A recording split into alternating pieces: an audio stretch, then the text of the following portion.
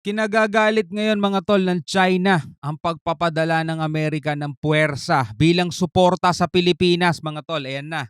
Biruin mo Pilipinas hindi nila tayo sakop mga tol.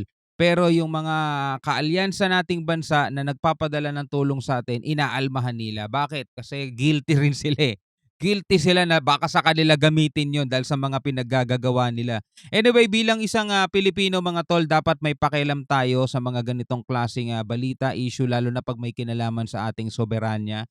So samahan ninyo ako at bibigyan natin to ng reaction and commentary. Mula rito kay John Reps. Alright, nakalagay po ang link sa ibaba mga tol. Samahan lang ninyo ako at bigyan natin to ng reaction video. Huwag nyo kalimutan mag-subscribe kay John Reps. At kung bago ka pa lamang dito at trip mo yung mga ganitong klaseng reaction video and commentary, huwag mo rin kalimutan mag-subscribe. Click mo na rin ang notification bell para ma-notify ka whenever na may mga bago tayong reaction video tulad nito. Huwag na natin patagalin pa. Panoorin na natin to mga tol. Oh, bilis niyan. There it is, folks. The F-35 Supersonic Pass. Supersonic. Ikinagalit ng China ang ginawa ng Amerika kung saan nagpadala ito ng surveillance aircraft sa Skoda habang binubugbog ng barko ng China ang BRP Teresa Magbanwa noong Sabado. Matapos naman ang mga panawagan ng Pilipinas ay isang barko naman ang ipinadala ng US Coast Guard sa rehiyon upang ipakita ang pangako nito sa kaalyado. Ayan na. Ayan na. Nangingit-ngit na naman mga tol at China kasi ano na naman sila mga tol, mauunsyamin na naman ang ginagawa nila mga tol. 'Di ba? Ang sabi nga nitong nakaraan, dito rin galing kay John Reps, nagsialisan kasi yung mga fleet ng Amerika dito sa Indo-Pacific region. Kaya nag-aalahari na naman tong China mga tol, no? So show of forces na naman sila ngayon. Ngayon nga mga tol, nasa higit kumulang 200 ang Chinese vessels na namataan ngayong nakapalibot sa West Philippine Sea. O ngayon, kinagagalit nila ang pagpapadala ng Amerika ng puwersa mga tol.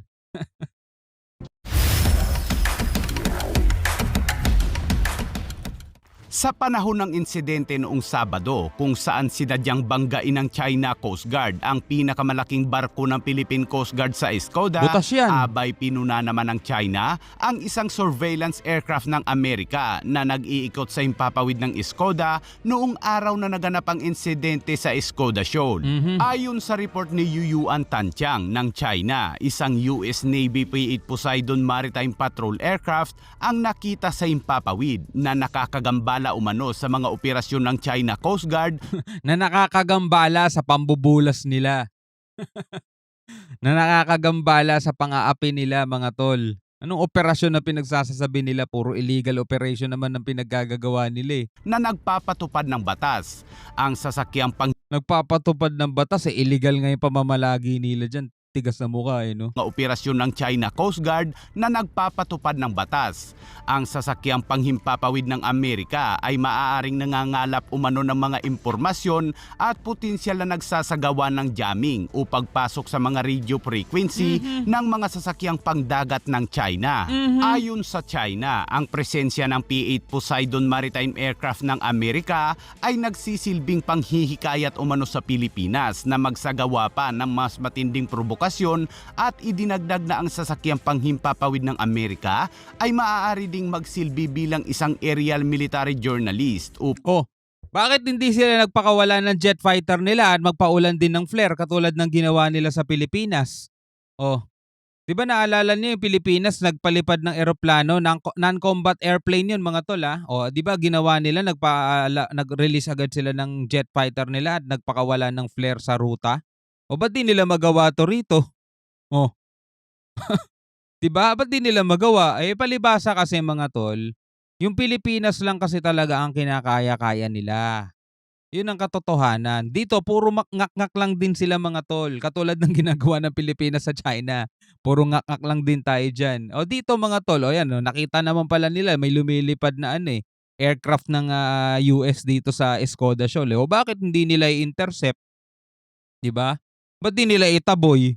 Ngayon, nagngangak lang din sila dyan. Hindi nila kasi kaya, di ba?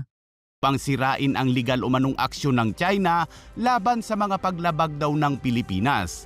Alam mo kung sino ang nagtataboy dito sa mga Amerika na tumutulong sa atin?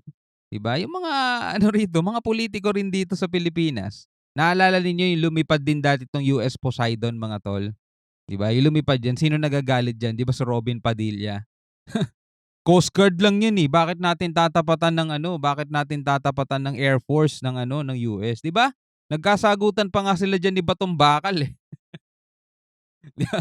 Nagkasagutan pa do'n nga lumabas na, pulis karagatan lang 'yang mga 'yan, dapat tapatan din natin ng gano'n." 'Di ba nag-aalala si Robin sa kalagayan ng ano, ng China. Ngayon buti nga hindi na siya nangingialam ngayon dito sa usapin sa West Philippine Sea, eh. Nasabotahe lamang umano ng mga ganitong hakbang ng Amerika ang kapayapaan at katatagan sa South China Sea. Walang kapayapaan at katatagan sa South China Sea kasi sinisira ng China. Sinisira ng China dahil nga sa pagiging ganid nila, eh, sa pagiging sakim nila. Ang hakbang ng Amerika ang kapayapaan at katatagan sa South China Sea. Sa kabila niyan ay muli namang inulit ng China ang sinabi nito noon na dapat nang paalisin ng Pilipinas ang isang mid-range capability missile system ng Amerika na nasa Pilipinas pa rin ngayon. Naku, hintayin nyo lang China, bibili rin ng Pilipinas ng ganyan. O baka sabihin nyong alisin din namin yon, eh amin na mismo yon. Bibili rin ng Pilipinas niyan, hintayin nyo lang. Makailang beses na itong pinuna ng China mga kabayan na tila ba takot na takot sa isang pirasong missile system ng Amerika na nasa bansa. Ama, hintayin nyo lang, bibili rin ng Pilipinas niyan. O baka sabihin nyo alisin nyo yan, ba't kayo bumili niyan? O pakikialam na talaga yon mga tol. Kapag yung mga bibili natin, pakikialaman pa nila, ay talagang pangingialam na yon. Samantala, habang ang China ay nagsusumikap ng mas agresibo sa pag-aangkin nito sa West Philippine Sea, sinabi ng Deputy Commander ng US Coast Guard Pacific na si Rear Admiral Andrew Sugimoto na nagtalaga sila ng support cutter na umiikot sa mga isla ng Pasipiko na nagbibigay ng pagsasanay at tulong sa mga kaalyado nito. Biruin nyo hita nyo naman mga tol kung Sinabi paano ni mag-react. Sugimoto sa Tignan nyo kung paano mag-react ang China sa mga ginagawa ng Pilipinas mga tol. Pero sa mga kilos ng US mga tol, wala sila. No? Hanggang ano lang din sila, media mga tol. Pero hindi nila magawa yung mga ginagawa nila sa atin. Katulad halimbawa pagpapakawala ng flare. Sinabi ni Sugimoto sa isang virtual press briefing na inilipat ng US Coast Guard ang West Cutter sa rehiyon upang matugunan o maipakita ng Amerika ang mga pangako nito matapos iginiit ni DND Secretary Gilberto Teodoro na kailangan ng bansa ng suporta upang matigil ang mga aksyon ng China sa paglabag at pagbaliwala sa internasyonal na batas. Ngunit ayon sa AFP Chief of Staff ay hindi pa umano napapanahon upang humingi ng tulong sa Amerika. Suporta lang, no? Suporta lang. Hindi natin iaasa sa kanila yung dapat nating gawin.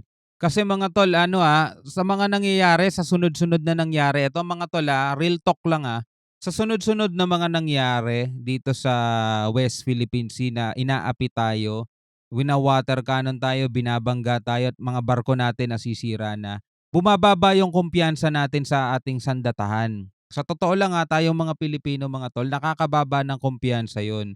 Kasi kung hindi nila kayang ipakita na kaya nilang ipagtanggol o kaya nilang depensahan yung kanilang mga sarili o mga barko man lang natin, paano pa nila maipapakita sa ating kaya nilang ipagtanggol ang Pilipinas sa panahon ng, alam yun wag naman sana mangyari yun, di ba? So kailangan talagang patunayan ng AFP na kayang-kaya talaga nila. Halimbawa sa pagre-resupply mission, which is napatunayan naman nila 'di ba? Kasi tagumpay yung resupply mission natin nitong nakaraan. Nag-airdrop tayo sa pamamagitan ng helicopter. Inalmahan din ng China yon mga tol. Pero ang mahalaga doon, nagtagumpay ang AFP. Imagine nyo mga tol, hindi pa nila ginagawa yung ganong option. Hindi pa nila ginagawa yung airdrop. Tas humingi na agad sila ng tulong sa US. Ano magiging tingin ng mga Pilipino sa kanila, 'di ba? Ngayon pa nga lang nababasa ko mga comment ninyo, 'di ba?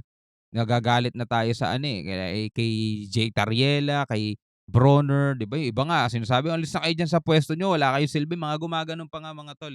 So, ano lang, tama rin yung desisyon. Ako naniniwala ako tama yung desisyon ni Bronner na hindi pa napapanahon para humingi ng tulong doon sa Amerika. Pero sabi niya naman may hangganan daw yun. Kapag talagang nagawa na nila lahat ng kailangan nilang gawin at hindi pa rin umubra at nagugutom na yung mga tripulante o mga sundalo natin diyan, kailangan na talaga nilang humingi ng tulong sa Amerika. Tanggapin na natin mga tol na talagang hindi kaya ng AFP natin. Gano'n ang mangyayari 'pag hindi talaga nila kinaya. No, tuloy natin. para sa mga operasyon ng Philippine Coast Guard sa West Philippine Sea.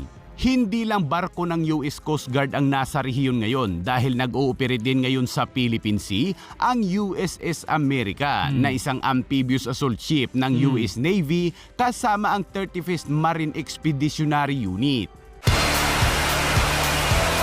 Ayos, oh. Yan ang ganyang ka-advance, no? Bumababa ng ganyan. Hindi na yung kailangan lumanding na katulad ng ordinaryong eroplano, di ba? Hindi.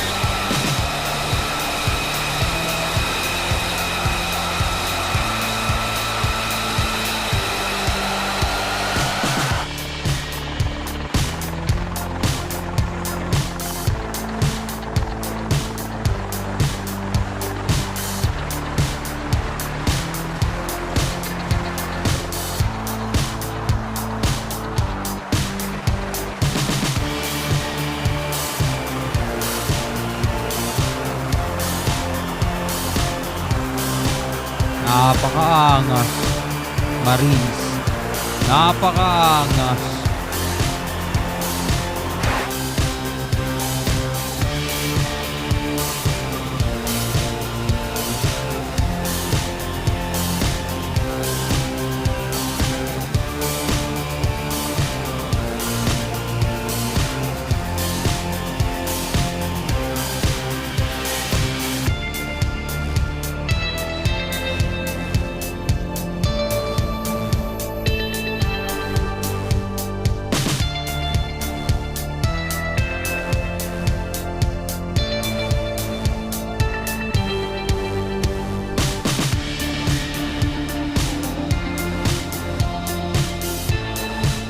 Napakaangas talaga.